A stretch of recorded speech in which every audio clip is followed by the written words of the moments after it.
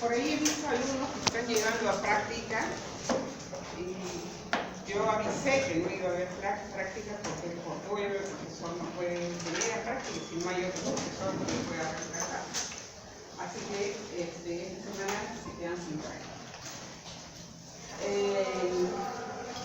Dentro de las estructuras, lo importante es ver cómo es que están estas formadas desde sus unidades básicas.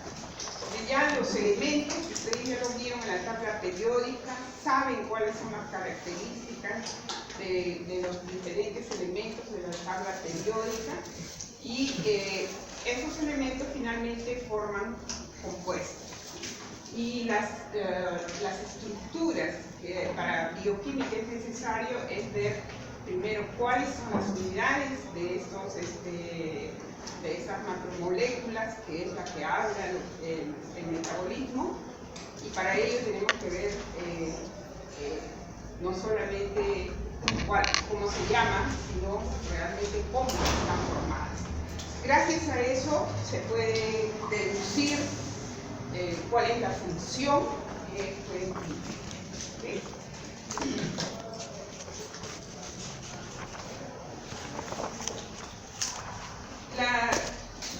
La historia del descubrimiento de estas moléculas que son los ácidos nucleicos comienza en 1869 con Michell.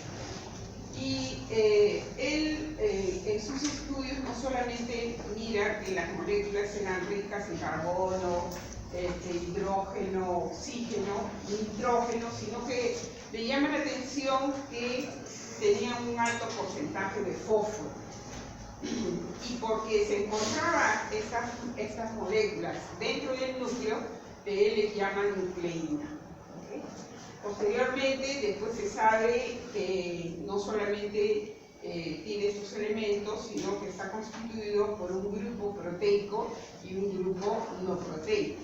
El grupo proteico van a ser las proteínas histonas que la rodean y que es parte de esta macromolécula. Entonces ahí deja de llamarse nucleína, porque se dan cuenta de que el carácter de estas moléculas eran ácidas, por eso se llaman ácidos nucleicos. O sea, como estaban en el núcleo, persiste la palabra de núcleo. Las unidades monoméricas que van a dar origen a las macromoléculas, como son los polímeros de nucleótidos, son los nucleótidos. Esas son las unidades monoméricas. Esto más o menos se puede dilucidar en los años 20 por el investigador Leibniz, quien realiza o quien ve cuáles son los componentes del DNA o en ADN, y encuentra que los nucleótidos están formados por tres moléculas. Una es un azúcar, que es de tipo pentosa. Depende del ácido nucleico, la pentosa puede ser una ribosa o una desoxirribosa. ¿Okay? Depende. Entonces ya vemos que ahí hay presencia de azúcar dentro de la estructura nada más del nucleótido.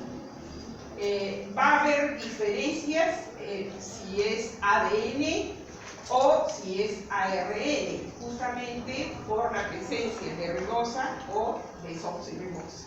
¿Okay? El otro componente del nucleótido es una base nitrogenada.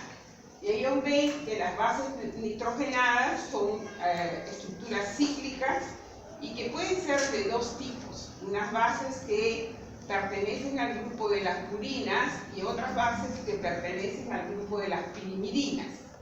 Las purinas son bases que están formadas por dos anillos. Y dentro de los componentes que tienen los ácidos nucleicos está la guanina, la citosina, la timina, la guanina, la adenina. Estas son las purinas, las más gorditas. dos anillos. Acá está, núcleo de pirimidina. Vemos desde el carbono 1 hasta el carbono 9. Esto es importante. Acá está el anillo de pirimidina más el anillo de imidazol, es lo que va a dar como base a estas estructuras. Ambas bases pueden encontrarse tanto en el ADN como en el ARN. El otro grupo de bases son las pirimidinas. Estas están derivadas del anillo, como hemos visto, de pirimidina. Por lo tanto, solamente tienen un anillo. El número de elementos que tienen es mucho menor, 6, mientras que este tiene 9 elementos. Esto es importante porque las interacciones con la ribosa, hay que saber cómo es que se une esta base nitrogenada con la ribosa, y lo va a decir la literatura. Dentro de las pirimidinas vamos a tener a la timina, a la citosina y al uracilo. En el ADN se encuentra la timina y la citosina, pero en el ARN más bien vamos a encontrar uracilo y citosina. La timina es reemplazada en esta matriz. Si lo vemos aquí con detalle, acá vemos la base nitrogenada, ¿no? Puede ser esta, la citosina, o puede ser el uracilo, independientemente, que forma el núcleo de las pirimidinas. O puede ser la adenina o la guanina, que tiene la estructura de las púricas, o el anillo doble que habíamos visto acá, que tiene pirimidina, pero también tiene el anillo imidazol. ¿Okay? Las bases púricas entonces son estas: adenina, guanina. Las bases pirimidínicas que vamos a encontrar en los ácidos nucleicos son citosina, timina, uracilo.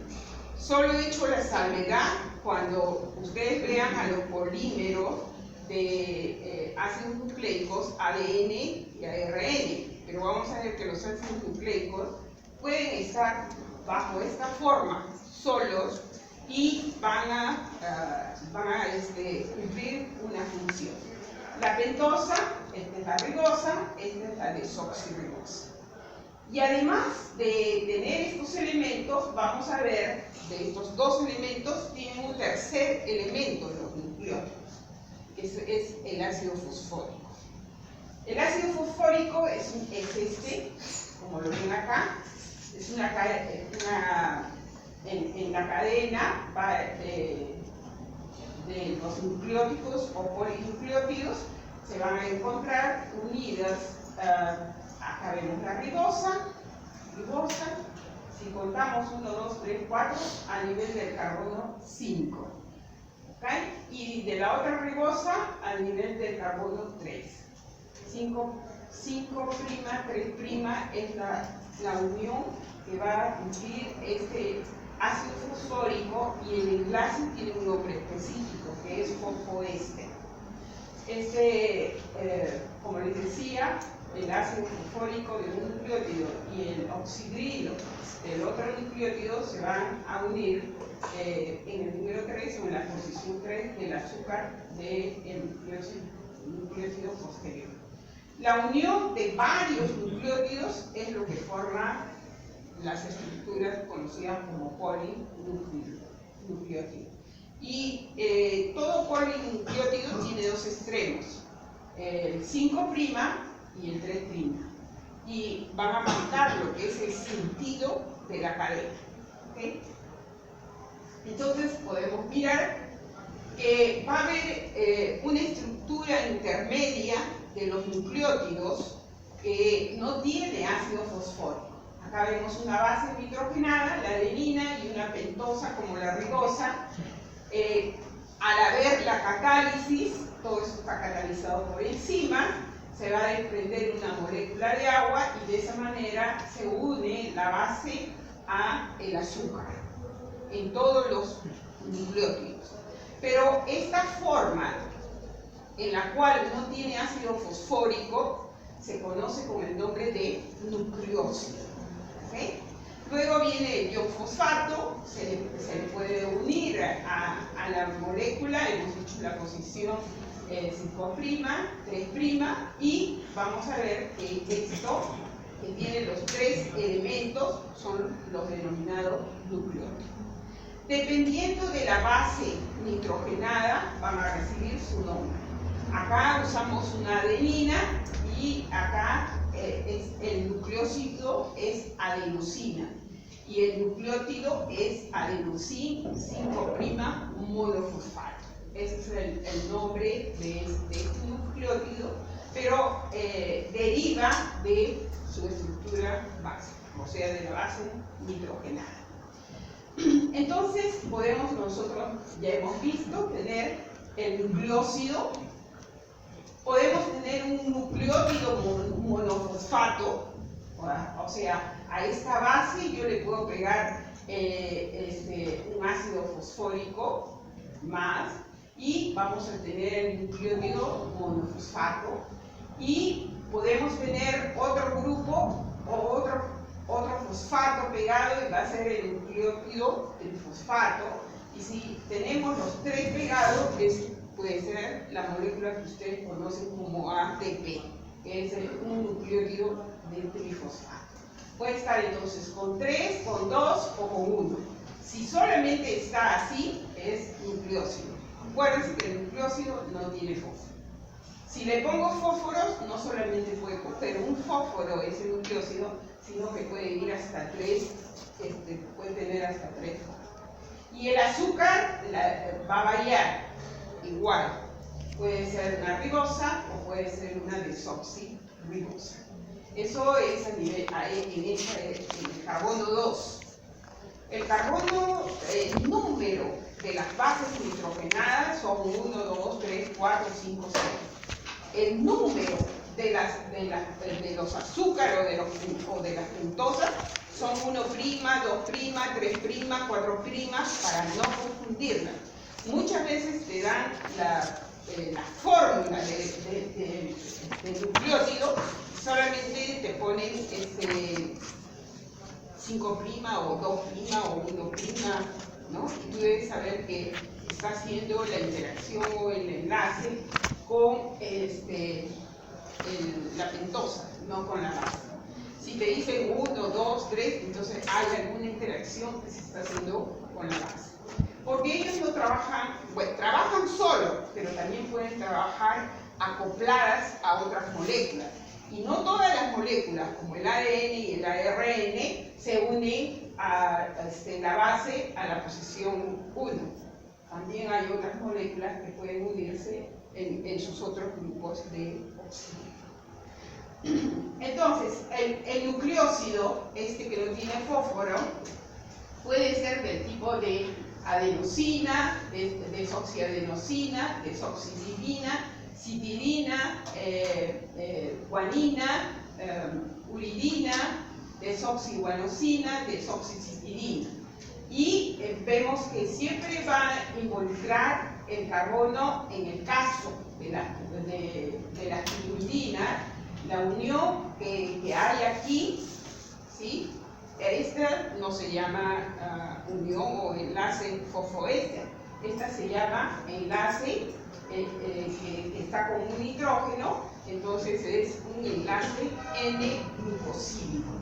El carbono 1 de la pentosa, que se va a unir con el nitrógeno 9, o se va a unir con el 9 de la purina, o con el 1 de la pirimidina, dependiendo con qué base se une eso.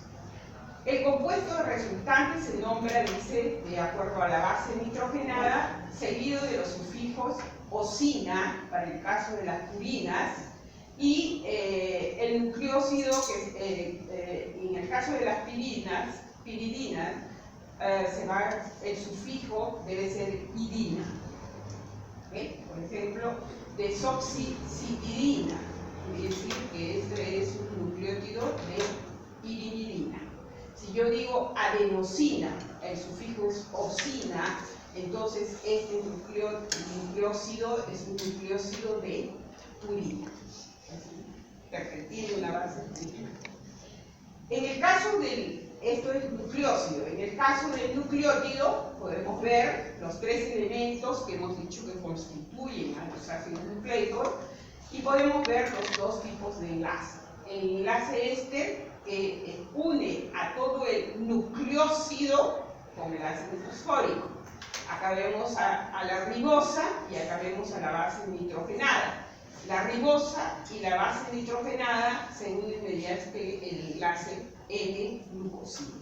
Entonces, es muy interesante que ustedes revisen cuáles son las características de los enlaces éster y cuáles son los del N-glucosídico, porque a través del metabolismo se van a formar muchos compuestos con este tipo de enlace y que ustedes deberían de saber qué características tiene y qué es lo que se espera en una reacción.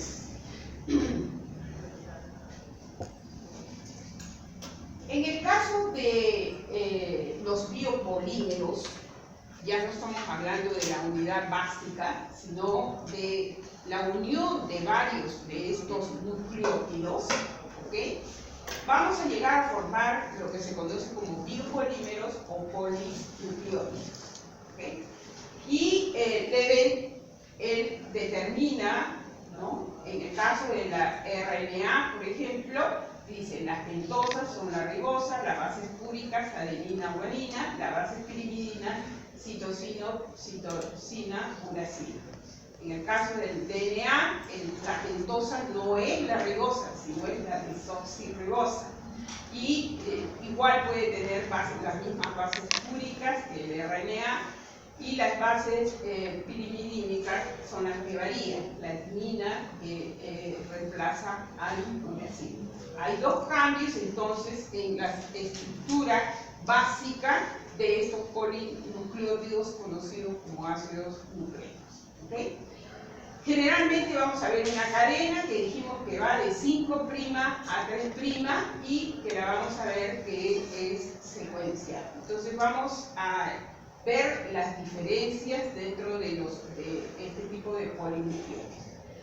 Acá la base nitrogenada, la ribosa, puede unirse a adenina, guanina, citosina, uracilo. Y la desoxirribosa también puede unirse a adenina, guanina, citosina y timina. El nucleósido, el ribonucleósido que se va a formar, habíamos dicho que es con cosina, ¿no es cierto? Es adenosina, guanosina, citirina, uridina. Y los desoxi, o sea, los que tienen este tipo de pentosa, se antepone la palabra desoxi. Desoxiadenosina, desoxiguanosina, desoxicitirina, desoxitimidina. Esto en el caso de los nucleósidos. En el caso de los nucleótidos, estos pueden ser mononucleótidos, binucleótidos, trinucleótidos, también son ácidos ribonucleicos. Y aquí tenemos, si está unida la base a la ribosa, entonces tenemos mono, adenosina, monofosfato, guanosina, monofosfato. Estas son sus siglas y nunca las van a volver ustedes a ver con todo el nombre completo. Siempre, ya saben ustedes que adenosina se representa por A, guanosina por G, citirina por C, uridina por U. Y aquí en medio va a estar el número de fósforos que tienen unido estos nucleósidos. Y por lo tanto tienen acá todos los que son mono, adenosina, guanosina, citosina, uridina, monofosfato. Aquí, si tienen dos grupos de ácidos fosfóricos unidos, se llamarán adenosina difosfato, ¿no? Guanosina difosfato. Y si tienen tres grupos de fosfatos, va a ser adenosina trifosfato, guanosina trifosfato, uridina trifosfato, citosina trifosfato. ¿Okay? Y esto es lo que van a ver ustedes en la literatura, mayormente, además en los programas, cuando tú quieres saber la forma, la estructura de un polinucleótido, no puedes poner toda la palabra, ya eso está especificado con las letras. En algunos casos los programas solamente utilizan una letra y el número. Si el nucleósido toma no a la ribosa, sino a la desoxirribosa, entonces va a ser D. Esta D chiquita quiere decir desoxi, ¿no?, adenosina minofosfato. Desoxiadenosina trifosfato, desoxiadenosina trifosfato. O sea, las siglas te están diciendo absolutamente cómo está compuesta la unidad. ¿Okay? Aquí podemos ver la cadena de un polinucleótido. Es un pedacito que está formado, que puede estar formada por citosina, guanina, adenina y uracilo. Acá están los códigos, ya para los programas pueden estar de esta forma. Y estas se van a ensamblar, indudablemente, formando estructuras. Digamos que esta va a ser, más adelante lo vamos a ver, la estructura más simple de un polinucleótido. Va a ser la unión de los nucleótidos unidos, ¿no?, formando una cadena. Cuando ya toman una forma, vamos a ver que es la estructura secundaria y podemos tener inclusive una estructura terciaria. Entonces, el ARN, por ejemplo, es un polinucleótido de una sola cadena. En cambio, el ADN es un polinucleótido de dos cadenas, ¿okay?, en las cuales vamos a observar cómo es que se forman estos pares, y eso es lo que le valió el premio Nobel a Watson-Crick, el poder predecir que la estructura con estas secuencias se unía de esta forma cuando estaba haciendo una doble X. El ADN, entonces, es la estructura que tiene bases nitrogenadas complementarias entre sí. La adenina y la timina son las bases complementarias, al igual que la guanina y citosina. Entonces, ADN solo tiene estas 4 bases nitrogenadas. Ahora, las bases nitrogenadas, y ahí viene porque es el elemento que guarda la información. Aquí, esto no es que se va a unir en forma lineal acá, adenina, timina, citosina y guanina, y por el otro lado guanina de complementaria. No. Yo puedo tener dos adeninas acá juntas, puedo tener una guanina luego, o sea, el cambio del monómero, que es el nucleótido, es lo que permite que cada región de tu ADN guarde una información que luego va a ser transmitida de generación en generación. ¿Sí? Y eso es lógico, solo usa cuatro monómeros, o sea, 4 nucleótidos, y las combinaciones pueden ustedes calcular. Hagan una combinación de los 4 elementos y cuántos tipos de ADN se pueden formar. Más de lo que uno se imagina. Generalmente habíamos dicho que el ADN es una doble cadena, y para poderse unir con esta segunda hebra, siempre la adenina tiene que buscar a su par, que es la timina. Este par puede estar en esta posición, puede estar acá, es indistintamente. La adenina se une con la timina mediante enlaces de hidrógeno, la guanosina con la citosina, acá otra vez timina con adenina y otra vez acá citosina con guanosina. Depende cuál de las hebras tenga alguna de estas bases, la otra es complementaria. Siempre va a haber su base nitrogenada para poder hacer este tipo de interacción. La interacción se ve, estos enlaces de hidrógenos, es 2 puentes de hidrógenos entre adenina y timina, y entre guanosina y citosina son 3 puentes de hidrógeno. ¿Okay? Las bases permiten que se haga esos 3 enlaces. Es una aberración si yo uno G con T, porque solo va a ser 2 enlaces y la guanosina va a quedar sin enlazarse en una parte, o sea, solamente va a formar 2 puntos. Y las enfermedades y las patologías radican en esto, en aberraciones a la hora de colocar la base complementaria. Y no es porque sea del todo genético. Ahí vienen esas aberraciones o alteraciones del ADN por el medio ambiente en general, sea un tóxico, sea la alimentación, sea el cambio climático. Nadie te puede asegurar que a la hora que tú estás replicando, a la hora que tú estás formando un nuevo ser, pues se ponga la cadena complementaria con las bases exactamente iguales que yo necesito para que se una. Así yo tenga que hay una combinación de mis bases nitrogenadas para formar un ADN de un hijo, de las cuales está aportando el padre y la madre, podría tener esta secuencia, pero luego el complemento me sale con que acá hay C, acá hay A, acá hay C, acá hay A, entonces no va a poder emparejarse. Entonces cuando les dicen, bueno, esta es una enfermedad hereditaria, se supone que los padres también tienen ese desorden, pero cuando uno tiene enfermedades de alteración por mutaciones, que pueden ser muchísimas, es porque nosotros debemos tener el conocimiento de que la cadena complementaria del ADN debe estar fallada en algunos puntos y no puede hacer este tipo de interacciones.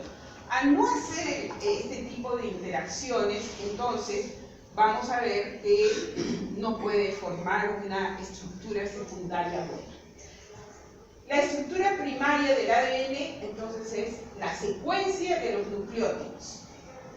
Las cadenas se van a diferenciar por el tamaño, por la composición y por la secuencia de las bases. O sea, tenemos 4 nucleótidos que además tienen estas variables, lo cual las incrementa los tipos o las variaciones de ADN entre las personas. La secuencia con la inicial de la base que contiene cada nucleótido se coloca de esta forma. En este caso tenemos adenina, citosina, guasina de 5' a 3'. Acuérdense que este es el que manda.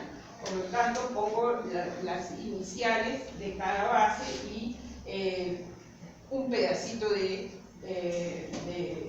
ADN puede ser AC, GT. Pero ahí repiten otra vez, puede ser T, G, CA, en fin, la variabilidad que puede tener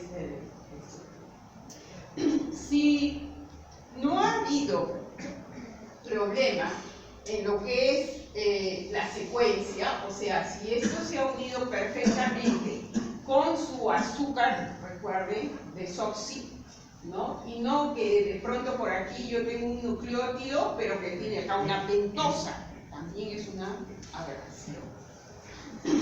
Y por eso es que eso no lo pueden distinguir los médicos, porque ellos no estudian lo que son estructuras a este nivel.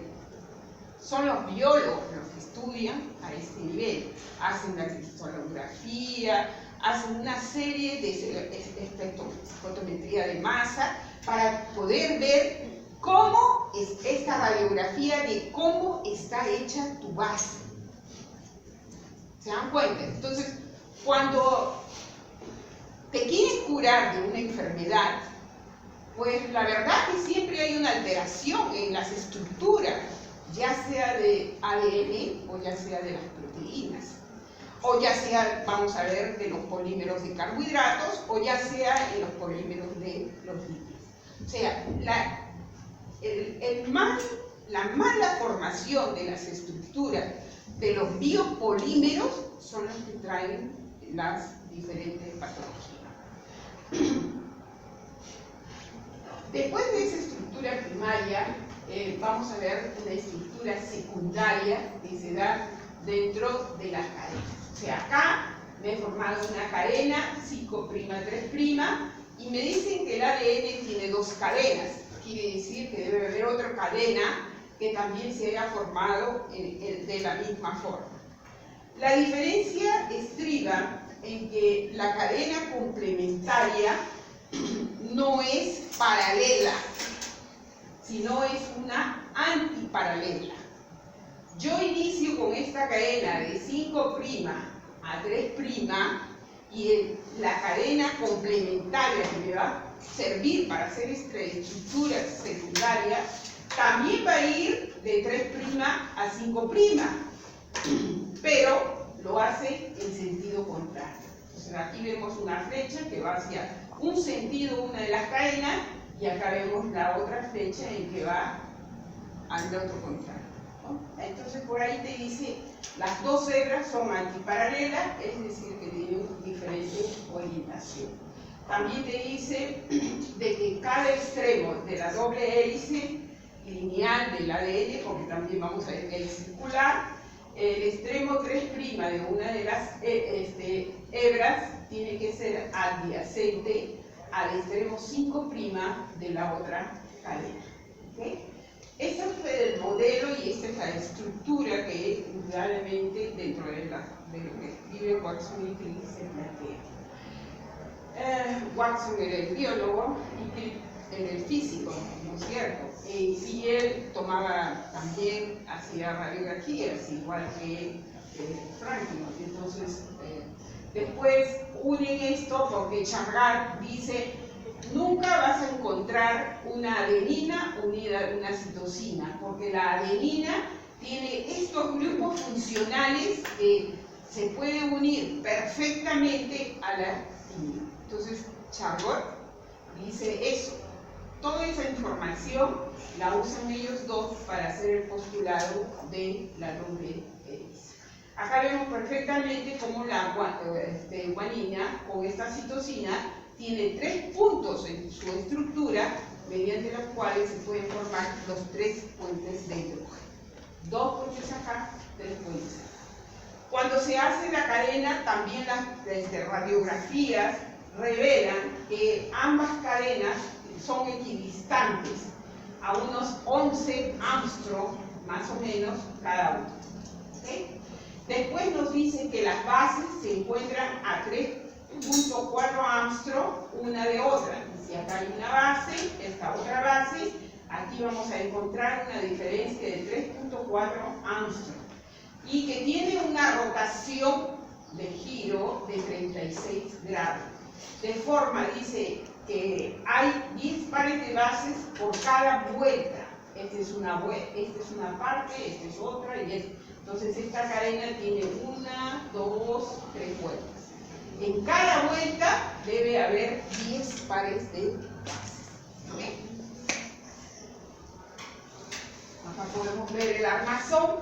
Se dice que en el caso del ADN, la estructura, la molécula, tiene 2 nanómetros de diámetro.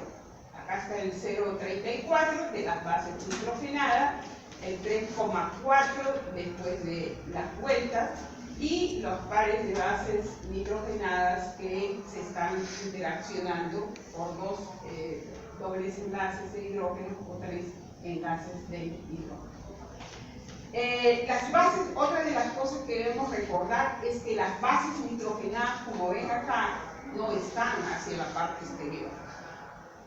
Hacia la parte interior se encuentran las bases nitrogenadas. ¿Okay? Acá están las bases nitrogenadas.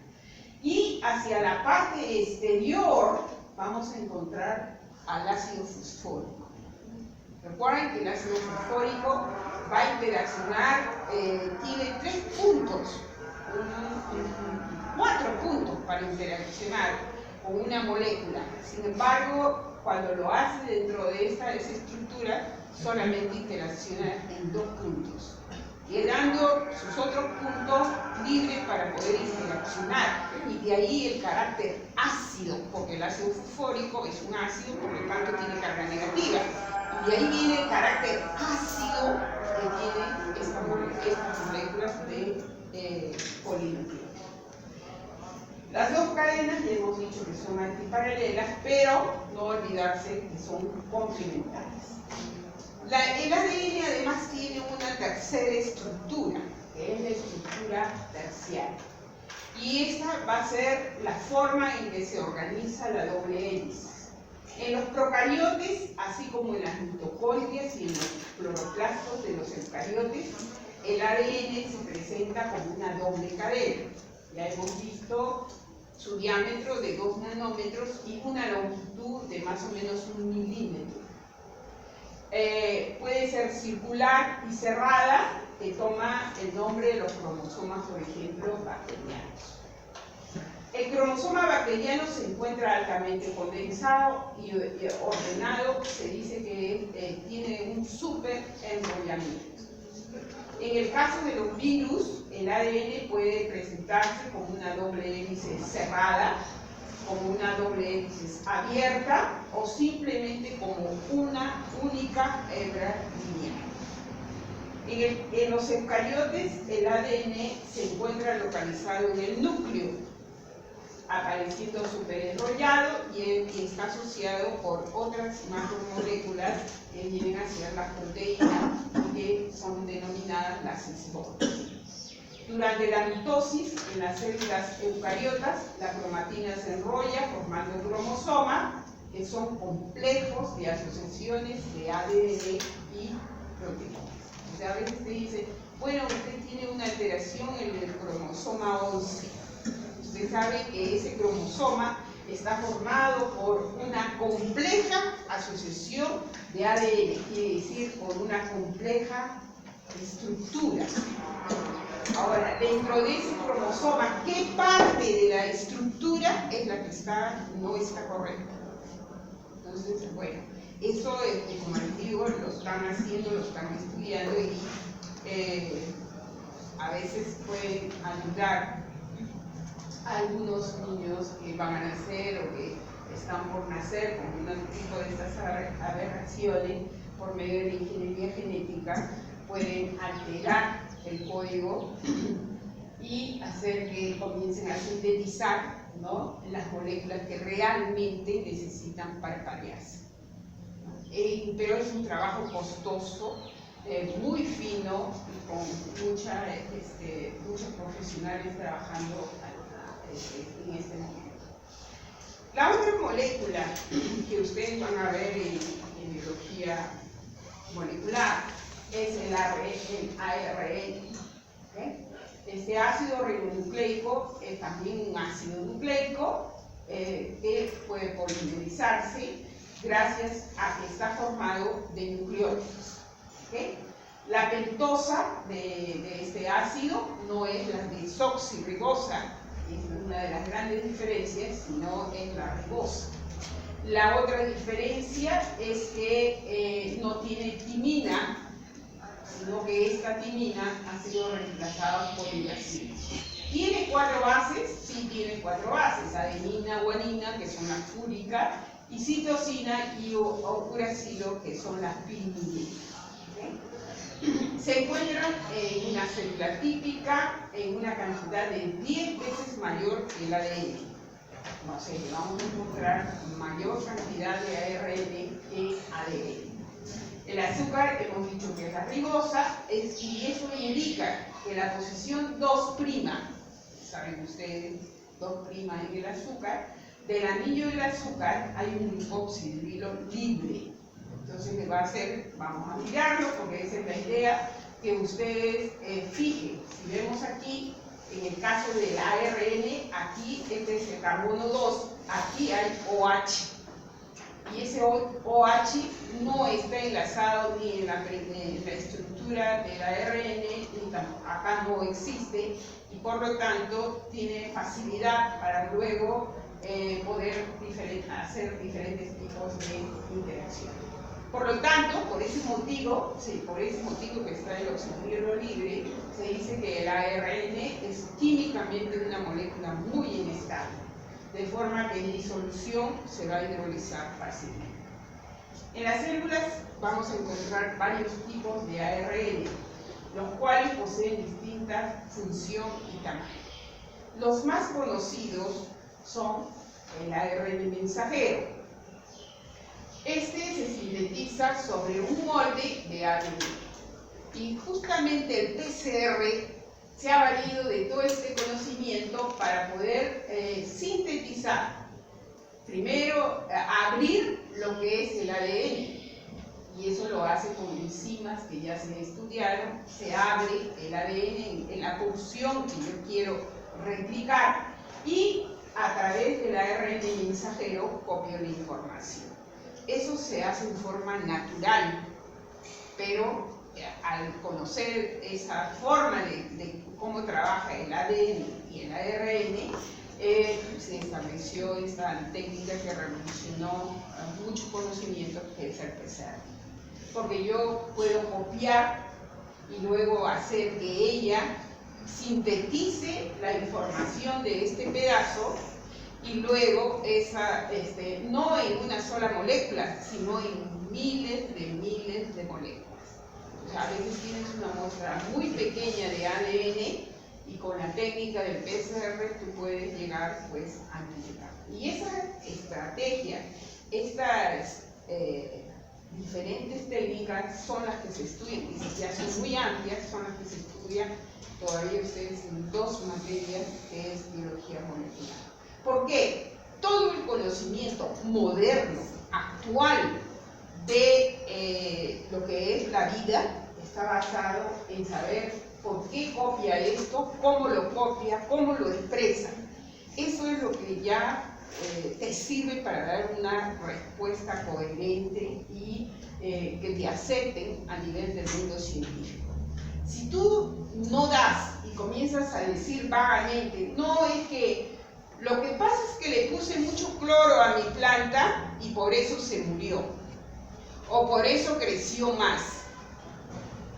Eso se hace en el pregrado, o sea, a nivel de colegio, pero a nivel de universidad ya no se hace eso en el primer mundo. Sino ahí tú dices, ¿por qué? ¿Cuál es el mecanismo? ¿Cuál es la molécula que se ve afectada? Se dan cuenta que también es muchísima la información que tú tienes que manejar.